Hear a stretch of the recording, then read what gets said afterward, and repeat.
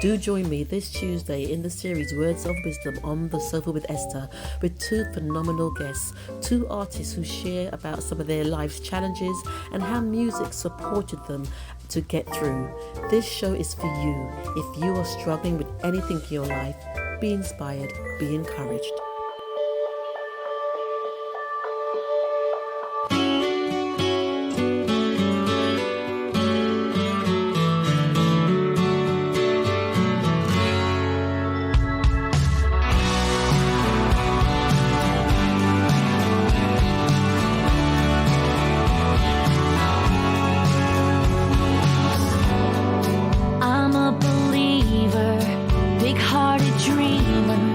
Sometimes I feel like I'm just wasting my time, making it happen, not getting no action, spinning my wheels, yeah, I'm stuck in the grind.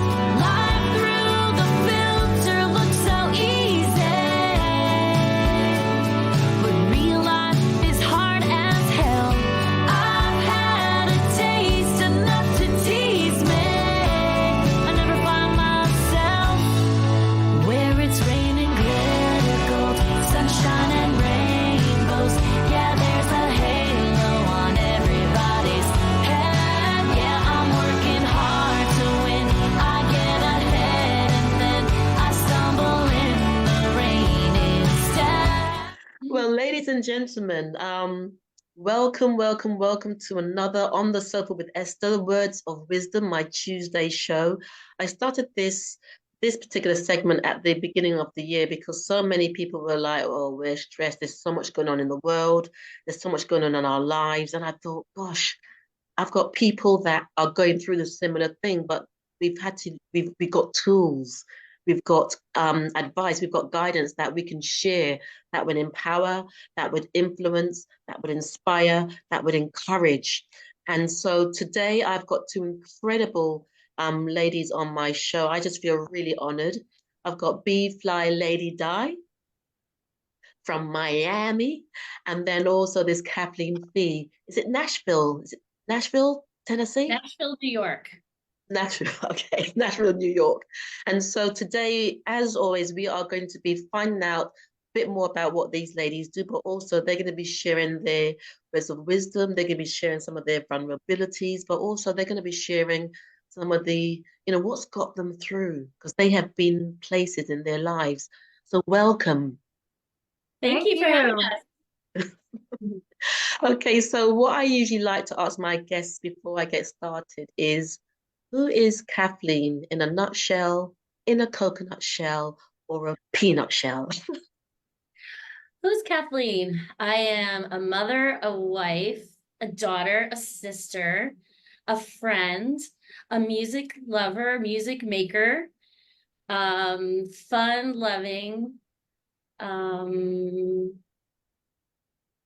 What else? God loving, faithful, strong woman. Brilliant, brilliant, brilliant. But you're so much more than that. We're going to peel that as we go through this segment. And the same thing to you, BflyLadyDi. I have to take the nutshell, Esther. Okay, you can have it. Only because you have to be a little crazy to stay sane in this world. So who's BflyLadyDi? She is an international recording artist, but I wear many hats, and Diane Trevelli is my real name. I'm the president and founder of the Arielle Anacker Cancer Foundation, named after my late daughter who passed from bone cancer. I am the mother of three, not only Arielle, but I also have two sons, Michael and Andrew. I'm a daughter. I am a girlfriend. I am, like Kathleen said, very faithful woman, strong woman, empowering woman, someone who loves to help others, very charitable and giving and loving, and just trying to encompass using my charity and my music to help others. Brilliant, brilliant. And you both said you're strong women, and I'm just going to present this to you. Has your journey made you strong? And from that also, how have you remained strong without becoming hard. Is that making sense? You know, how have you allowed your hearts to remain open? Kathleen? I think you become strong because you've been faced with challenges and difficulties in your life and disappointments. And I think, you can only grow when you are uncomfortable. And I feel that, you know, my personal journey, I have a very strong family. I have a wonderful parents, but it was interesting that you had said that you have experienced cancer in your family. My brother has had cancer and is a survivor, thank God. But as a child, all of my teenage years, we were taking care of my brother who survived, and it really knocks you back into reality when you break down like the important things in life. And it makes you stronger because you realize not to get caught up in like the petty stuff. You know what the big stuff is. Yes, absolutely. And what about yourself, BflyLadyDi? Many people have asked me numerous times, how could I be so strong? Because as a mom who lost a child, it's a whole nother world. We're talking about not only being the caretaker and watching your child be sick and feeling helpless because there's really out of your control nothing more than you can do physically to cure them. And that is the most horrific thing that a parent should have to go through, is watching any disease, but to watch their child be sick and then ultimately have them pass. And no parent should ever have to bury their child. And then to watch other family members also have cancer, like my mother passed away from cancer. It just brings back all of those flooding memories of having to deal with it again. And, where do I get the strength? I think it's from God. I really do. I just think I was born with it. But I have been dealing with my cancer foundation for the last 15 years or so. And prior to that, with my daughter being sick since 1997 is when she was diagnosed. I was only 31 at that time. So for me to go through all of the trials and tribulations and hardships during those years, I've been working with families consistently for many, many years who had children with cancer. So I'm constantly being around it. And so how not to be hard, like you said, but to still stay strong. I have built up walls that sometimes I can't allow them to penetrate me because I'm on a daily basis with this. And, I'd be crying all day long, every day, internally I do. But externally, I have to have a little bit more of a facade that enables me to carry myself and give others the inspiration and motivation and courage and everything that they need to try to help them deal with it on a daily basis. Thank you. That Wow. makes sense. No, it does. And I'm looking forward to unpeeling this with both of you, because Kathleen has got, why I wanted to interview Kathleen, excuse me, is she's got a single out. And I get through so many different press releases, but for some reason I was drawn, because I tend to just scroll through, but for some reason I was drawn to read the full brief rather than scrolling through. And she's got a single called Glitter Gold. And I thought, But I was drawn to reading further, and it's a musical mirror reflecting universal journeys. And I thought, but then when I read a bit more, Kathleen was talking about, it expressed how Kathleen was talking about her own personal experiences. Sometimes life is hard. I mean, in the song, there are a couple of segments that said, life through the filter looks so easy, but real life is hard as hell. And then there was another segment. My mum told me, good things take time. If it's meant to be, it won't pass you by. And there were so many different, excuse me, apologies, segments to that song. And I thought, gosh, that's how a lot of people are feeling even more today. Last year we had the war in the Ukraine, Russia, then Palestine, Israel, and then mental health still seems to be tripping. And even today I saw something. That's why when I walk sort of spiritually guarded up, because things are so intense and you can literally see people are like zombies now. So Kathleen, what was your inspiration to pen that track? It was kind of what you just described. When we sat down with the writers, we were talking about current events and talking about the wars going on and COVID and how mental health people have been struggling. And we weren't even writing at this point. We were just discussing it. And, just how mental health people are really struggled since COVID, and how Facebook and Instagram, we look at everybody's stories and we're saying, wow, look at their life. They are living such a glamorous life, but we're all on our own journeys. We're in this life as our own. And, we just started talking about comparing ourselves and it's like you want to be over there, and it just came out. I feel like it was a gift. I was like, where it's glitter gold, and we all went, yes, I want to be where it's glitter gold. And I feel like I've had so many people reach out to me and message me and saying, I really relate to the song and the lyrics, because it's I get dark sometimes, and then I try to put myself where it's sunshine and rainbows and glitter gold. And it's really great to know that you're not alone, that there's other people that are going through the same thing. And, we're all in this together, in this life together as well. We need to love and support and acknowledge that, nothing's always perfect.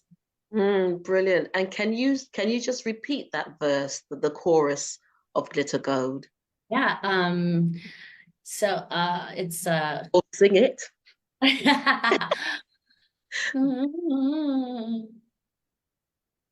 Life through the filter looks so easy, but real life is hard as hell.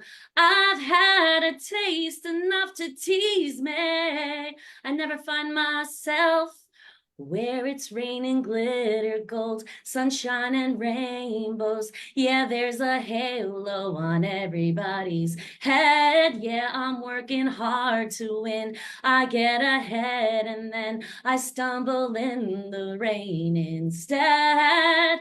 Oh, I want to be on their page of the story, blazing in that kind of glory, dancing on that side of the road where it's raining glitter gold. Brava. I've had that on repeat. I mean, if it was a record, it would have been scratched by now, because the words are very powerful. But then when you go into that place of glitter gold, it's almost like, I could do this. Even if it's just for a moment, I can just do this. And that was what's so powerful about that contrast of, life is hard as hell, and it can be. That's the reality. That's the reality. And BflyLadyDi, you spoke about watching your child go through a process and die. I mean, my mother did that I lost my younger sister in 2006 to breast cancer. And so my mother, I had to keep things real, because I saw my mum almost beg the doctor, well, if I buy a supplement, if I buy a tonic, I just had to leave the room. I know. And so for you, BflyLadyDi, to have gone through that experience and to be in a position now to give back, what were some of your dark moments? And then how did you lift yourself, because you knew what was going to happen? Yeah, I had an experience when my daughter was in the hospital. I can remember the doctor, one of her doctors, coming to let me know that this was it. We're going to bring her home, and there's nothing more they could do. And I can just remember going back to the room where we were staying. That was a very deep, dark moment for me. I think I must have cried like I've never cried before. From the depths of hell, I don't know where that grief was so deep at that moment. Complete and utter helplessness. And then having to put on a happier face to go back into the room with my daughter. You know, like everything's okay. Yeah. We're gonna go home. And I had an experience also, you know, my family's very close. And I grew up with parents that were so loving and protective that a lot of times they didn't let us know what was happening because they wanted to protect our feelings. Oh, wow. And so you found out in a different way, or you found out some of it, but not all of it, you know, just enough for that they wanted you to know. But that's not dealing with reality. That's not allowing someone to embrace the truth and be able to deal with their own feelings about it, because that's very important in order to move on and be able to heal at some point, you know, to deal with those realities. And so I had a conversation with my daughter, and she was afraid to sleep at night. She would, you know, sleep mostly during the day. So in the evening, you know, at nighttime, she was on the couch at one point. It was toward the end. She did not want to go back into her room, and she's sleeping on the couch, and I'm like crawled, you know, squished up on a love seat. And I remember the movie Ghost. And, you know, when all those black things were coming out, you know, to grab you, and thinking that, you know, I'm looking around this room, you know, waiting for the angel of death basically to come and take my daughter. I never knew when that was going to happen. Nobody knows that day and time except God knows that day and time. And you know, it's horrible. You're kind of sitting there wondering, waiting for the inevitable. Yes. It's the worst feeling ever. You don't, you know, some people say, oh, well, you know, my child, they passed away in a car accident. There was, you know, we never got to say goodbye. And, you know, it was so fast and this and that. You know, you were lucky because you got to say goodbye to them. Oh. But that, I mean, I've had people say from the most outrageous things to the kindest things there, and everywhere in between, because every single person is different. Every single person deals with it differently. They all have their own way of embracing it, dealing with it, expressing it. And I have been fortunate enough to have that wisdom to be able to accept anybody's response without giving them a negative, because that's how they look at it. You know, as a parent who lost a child, if you say, oh, I lost my child, I'm like, I lost my aunt, I lost my brother, I lost my, you know, you always get the comeback, not so much I'm sorry for your loss, but that they also had someone. And so I say, yeah, cancer is in every family, you know, and we all have to accept those responses. But on that one night, I went back and I said to Arielle, Mommy has to talk to you. I got to talk to you. And it's, you know, children are so smart. Yes. And they know. And as much as you tell them, you know, they're going to be okay, or, you know what's going on. They look in the mirror, they see what's happening. They're not stupid, and they're scared and they're frightened. And, you know, in order to deal with every emotional aspect of what your child's feeling, forget what you're feeling. What are they feeling? You know, and that's also just a huge mind-boggling burden, like, you know, that you put on yourself as well. You know, you didn't ask for this. You never asked for this. And so how do you deal with it? And I just said to her, you know, I got to talk to you. And I basically had to let her know that God was going to take her home soon. Wow. And there were things that I needed to know as a parent, things that I needed to get from her. And she looked at me, with tears in her eyes and saying, isn't there anything else they can do? But it wasn't even a split second later, like,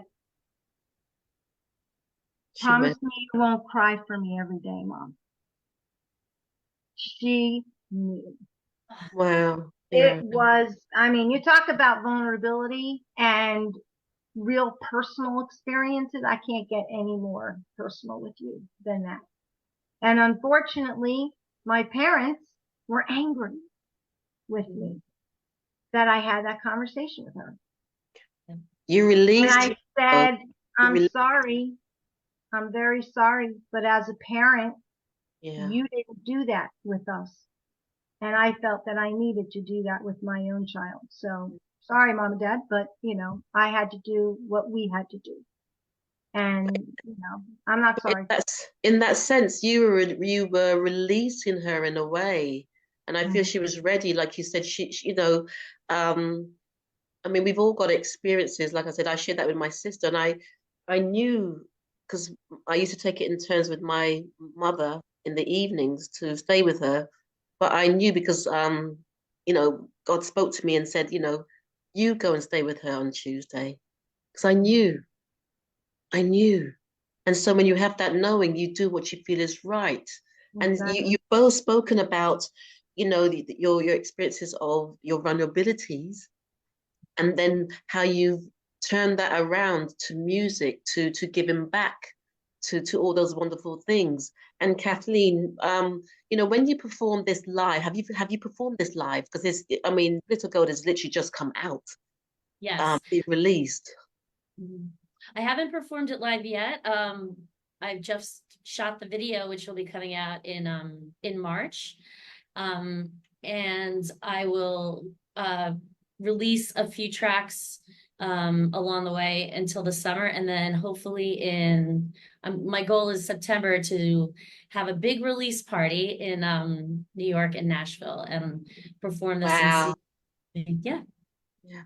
And where do you see yourself going after that? Because this is different because you're also the lead singer, is it from Celtic Cross as well, right? Yeah. And so how does this single, because this is a very powerful single, how does that sort of compare to what you've done with Celtic Cross on the level that it's impacting? I mean, Celtic, I've watched it, it's very bubbling and very Irish. Right. So how does it compare, if I may ask you that? Sure. Well, Celtic Cross is a band that I started with my two brothers. I have two older brothers. So that has been my heart and soul my whole life. And what a gift it's been to be able to perform with my family. It's kept us extremely close. They're my best friends. So branching out on my own and doing, my solo project, they were absolutely super supportive of it. But it was, I wrote music with my bandmates who are my brothers, Mm-hmm. and they were my security blankets kind of thing, because we all trusted each other, and writing music with them felt really kind of easier. So when I was asked to come down to Nashville and start this project, it was my friend Alicia Hoffman and Rebecca Lynn Howard, who I've known for a long time in Nashville. They said, you need to come down and you need to figure out who Kathleen Fee 2.0 is without, Celtic Cross. And I said, well, I don't want to give up my band. And they're like, no, it's separate. It's just taking yourself, on a new journey. And it doesn't mean you have to give up the old one.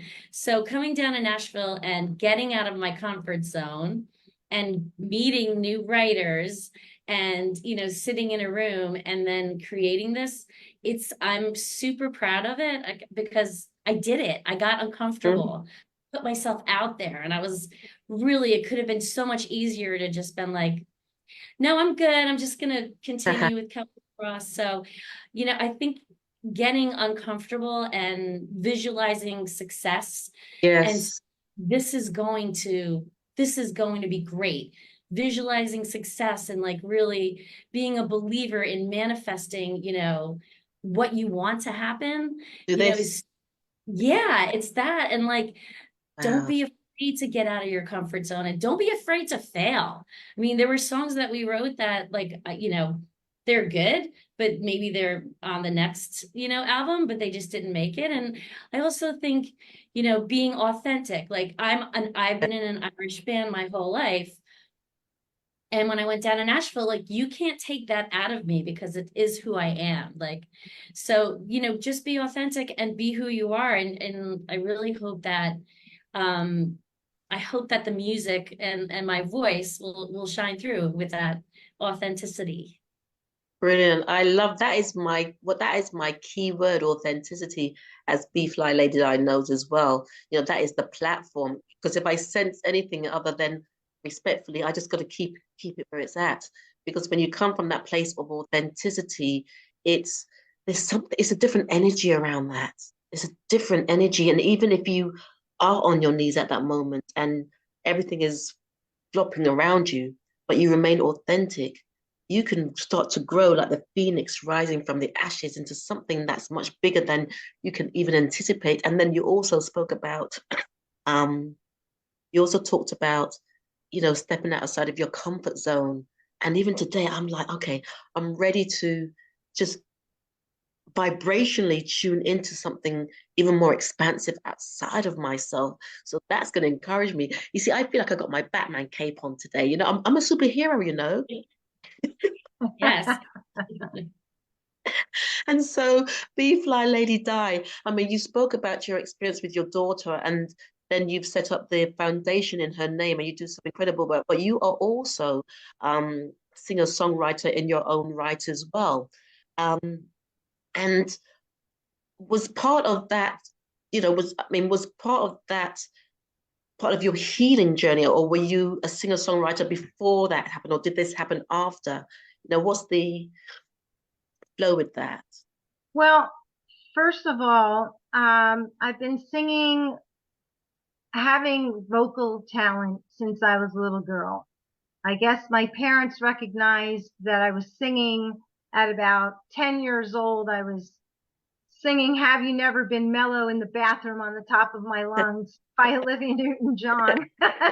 I must definitely be showing my age, but and and you know, and from there it was pretty much just in choir and things like that at school. And at 16 we were at a party, and my parents had taken me into New York to a Thanksgiving event with some friends of theirs, and there was a very well-known producer that was at the party that knew my parents' friends, and my parents would always pawn me off to be the entertainment at these events. So, you know, singing the Barbara Streisand things and stuff like that. And so they were like, will you sing? And I said, okay. And this man asked me, would you like to have professional singing lessons in the city and go from there? And I was like, yeah, of course. You know, 16, you're all bright-eyed and bushy-tailed Mm. and hopeful. And so I did. I had to do an interview with a woman named Allison Starr in New York City. She was on West 56th or West 57th and 6th Avenue. And my father worked in the city. So we used to go back and forth from New Jersey, take a train into the city. It was all exciting, you know. So I did this audition. And at that time, I didn't really know about a cappella and accompaniment and all of this stuff. So, you know, I just figured I just know how to sing, you know. So she said, what do you want to do? And I said, well, I'll just do evergreen a cappella. Mm. So I sang Evergreen, and you know, right away there she was like to my parents, when can she start? You know. So I became a protege, did a few shows and showcases with her. But at around 17, something happened to me. I really don't know what. I think I had such stage fright and very little confidence at that age, and they wanted me to do a show with like 10 songs in front of tons of people, and I chickened out and I didn't do it. So I put up the microphone. That was it. Didn't sing anymore. until right about after Arielle passed. Yeah. And I developed and found my faith again. Not that I ever really lost it. It's just that I was never really a religious person, but I thought that if I could be closer to God, I could be closer to her. I was going through that Okay. period and that stage. And so I started going to my synagogue. And I didn't know one letter of Hebrew. I didn't know one prayer. I didn't know one song, one hymn, nothing. And in 3 months, I learned by ear, and I was reading and learning. And someone approached me and said, "Why don't you join our choir? You have a gorgeous voice."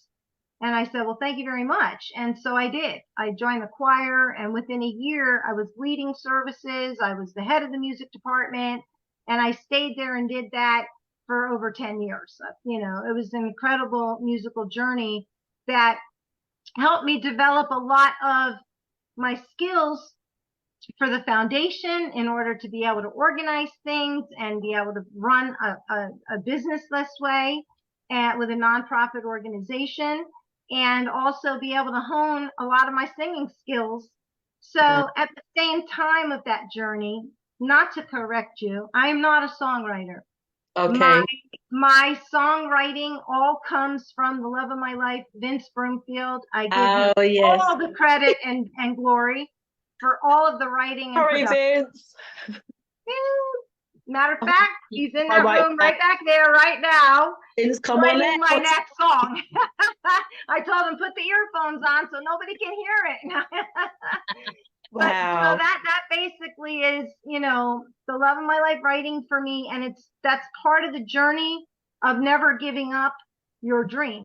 Because at 50 is when I first recorded Just Never Give Up, the Cancer Fight song, which is the song that I wanted to have for the foundation to encourage cancer fighters of all ages to never give up.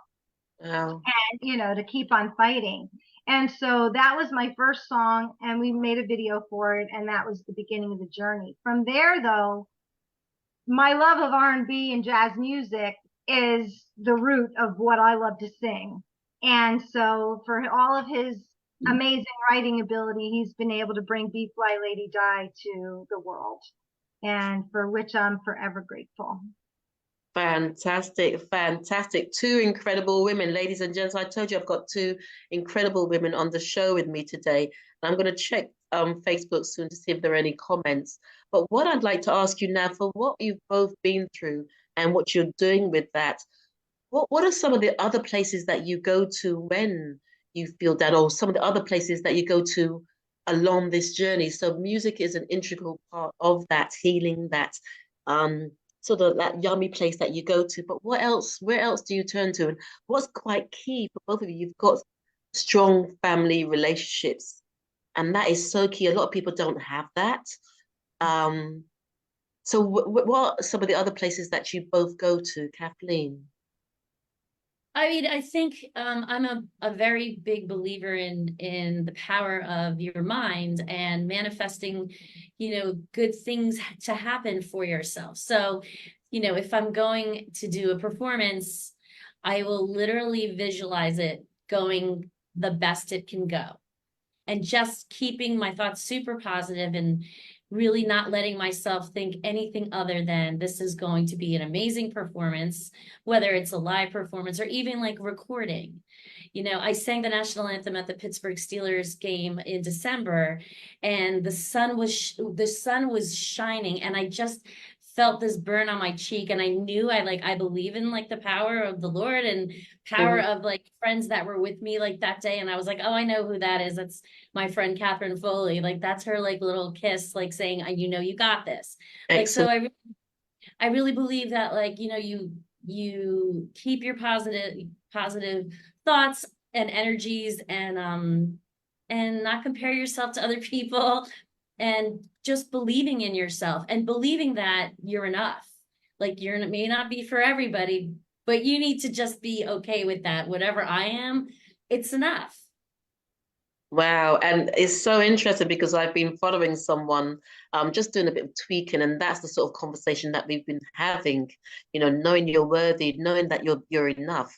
and just knowing that we can change the trajectory and course of our lives. So yeah, wow. And yourself, Lady Di, BflyLadyDi, You're apologies. good. Where else do you go? Because I'm just really feeling charged up with this conversation because, I feel we are blessed because we've learned to process some of the hardships that we've been through. And a lot of people, sometimes, for whatever reason, they can't, or they don't have the tools, or they just don't. Sometimes it's also people around you that help you get there. And so whatever we're sharing on this platform tonight, it's going to touch someone's life and they're going to walk away feeling, yes, I can. Um, so what about you, my dear? What are some of the other places that you go to?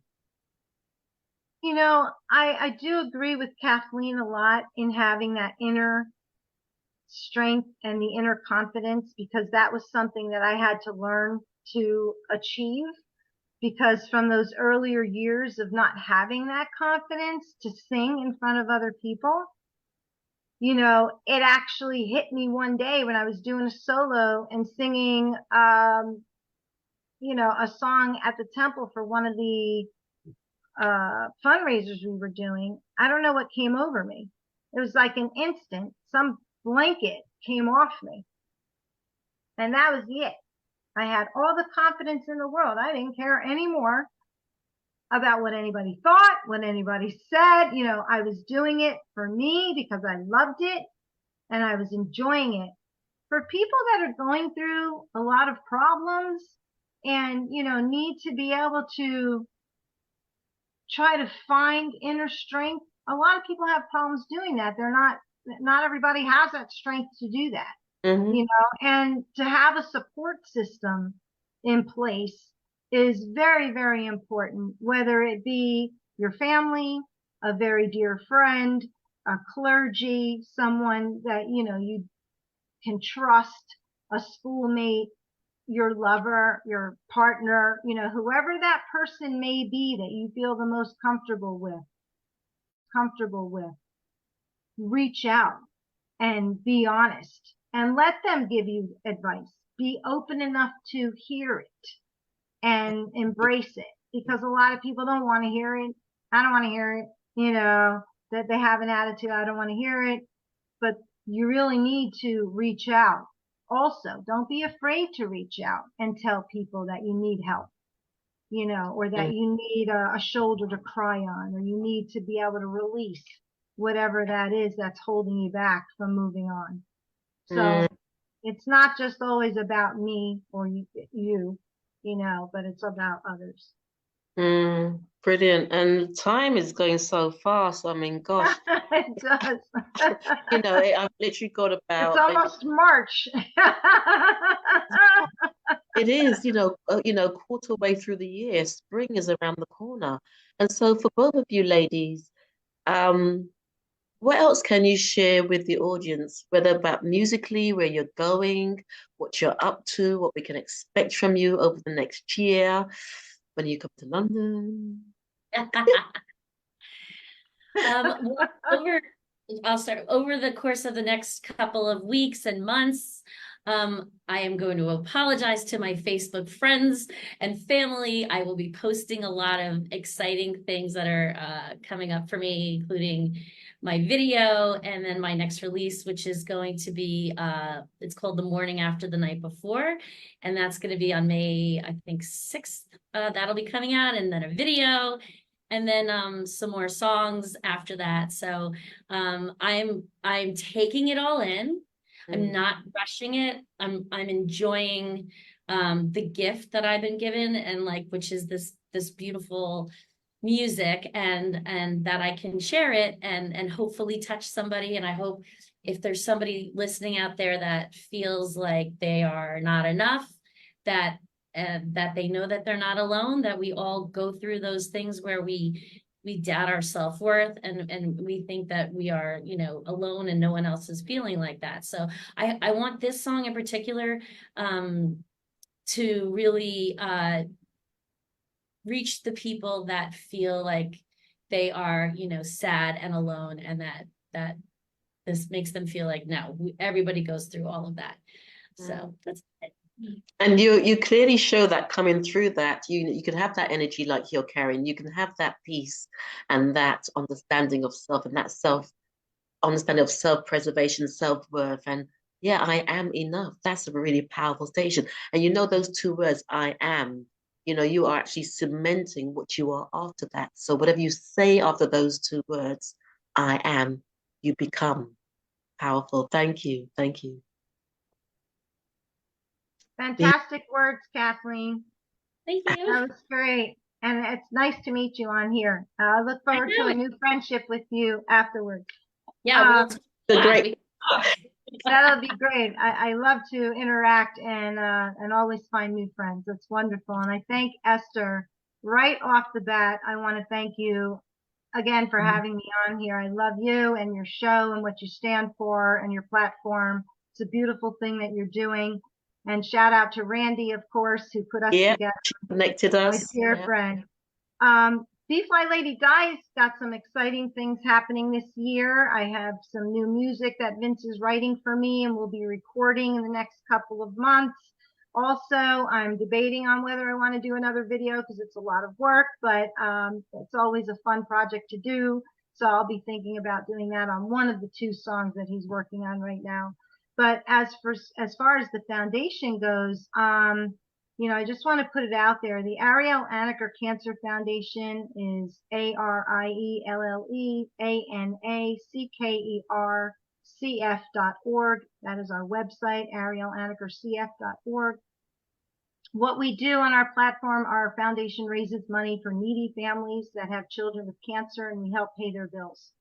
And for the last 15 years, we've been doing that, and we're nationwide. We help families from New York to California and everywhere in between, not just here in South Florida. I'm very proud of that we've been able to open many, many doors. And unfortunately, the numbers are staggering. The cancer statistics in children's cancer are staggering. Children's cancer is the #1 leading cause of death by disease in children. And it's not rare. So as much as they say cancer is rare, it's not. And, unfortunately also, funding is very tight. So I am putting it out there for anyone who would like to help. Please donate on my website, ArielleAnackerCF.org. It is really, really tough when I show you the amount of paperwork here, even on my desk, of how many submissions I get. Wow. Asking for help. Every single one of these pages is a parent asking me to help them pay their bills because they can't afford it while their child is sick. So I have a lot of work ahead this year. We're planning a very big fundraiser for September, which is Children's Cancer Awareness Month. So I've got a lot on my plate. I switched lots of hats. And that's what keeps me busy and fulfilled. Brilliant. Thank you. Wow, you guys are doing so great. And I've just looked on Facebook. So there's Jazzy K Ward that just says, Happy Tuesday, everyone. Hi, Jazzy. I heard you were just in Miami Beach and you didn't look me up. And then Angel says, yes, you are a superhero, Esther. And she says she also agrees with yourself, never give up. Brendan Vassy, this is a question to Kathleen. Have you written more songs? I think you answered that though. And will there be an album besides the single? I think you had answered that earlier. Yeah. Reg West says, ladies, great show. And then there's quite a few people watching. So thank you to those watching. Thank you to those who have left comments. I just want to just say a huge thank you to both yourself, Lady BflyLadyDi. BflyLadyDi. Got it wrong twice. Sorry. BflyLadyDi. And also to Kathleen for joining me. It's been a great conversation, but mostly it's what you are both doing. What you're both doing. You're both, and I can say you're both doing it from the heart, from that place of authenticity. And if anybody can support the foundation, please do so. And we're going to keep an eye out on what you're bringing out, Kathleen, as well as yourself, BflyLadyDi. And just a huge thanks for taking the time out tonight. Thank you so much. Thank you. It Thank was so nice you. to meet you both. Thank Yes, you and so much. I'll give you swap details. Yeah. Great. Yes, would love that. Thank you. Ladies and gents, same time, same place next week. We've got some more interesting things coming up. And as you know, on a Sunday, I do my music show. We've got Shirley Jones from the Jones Girls, because as we're going to be celebrating International Women's Month, and it's also Mother's Day in the UK in a few weeks' time. So lots more coming your way. Blessings to you both, ladies, and thank you. Thank Thank you. you. Be Bye. well.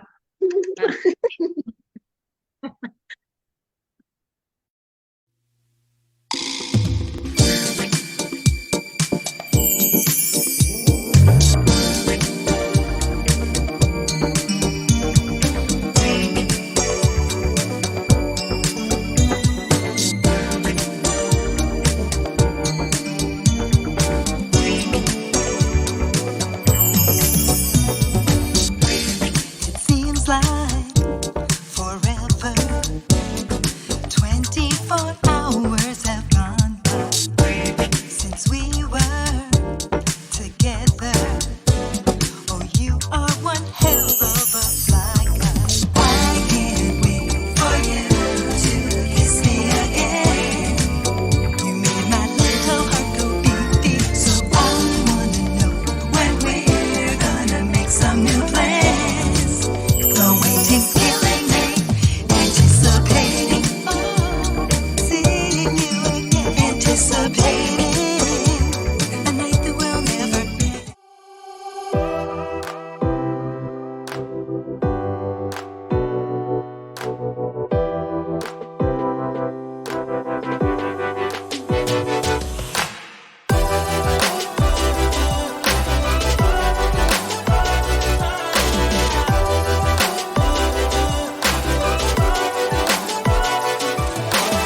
Frames worn by Esther Austin on the show today are sponsored by Run It First.